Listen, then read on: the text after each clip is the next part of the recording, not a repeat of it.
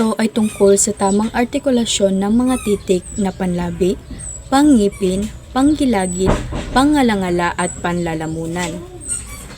Ang una ay panlabi. Mga tunog na gumagamit ng labi, ito ang letrang B, P at M. At ang halimbawa ng salita ng letrang B ay bola, bahay at bituin. At sa P naman ay puno, pagkain at paaralan. At sa letrang M naman ay mesa, mata at mangga. Pangalawa ay panghihipin. Mga tunog na gumagamit ng ngipin at dila. Ang mga titik na ito ay T, D at N. Ang halimbawa ng mga salita, una ay ang T, tubig, tasa at tindahan.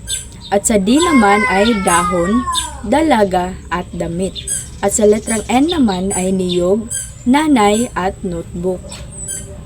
Pangatlo ay pangilagid. Mga tunog na gumagamit ng gilagid, ito ang mga titik S, L at R.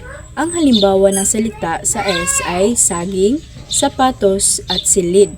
Sa L naman ay lapis, lobo, lunes.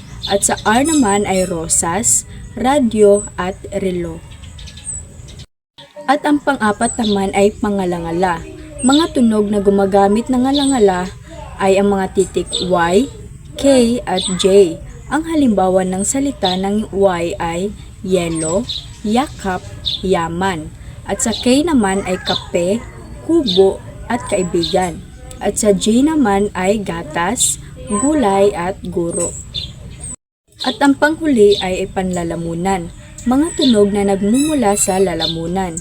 Ang titik na ito ay H. Ang halimbawa ng salita ng letrang H ay halaman, hangin at hapag.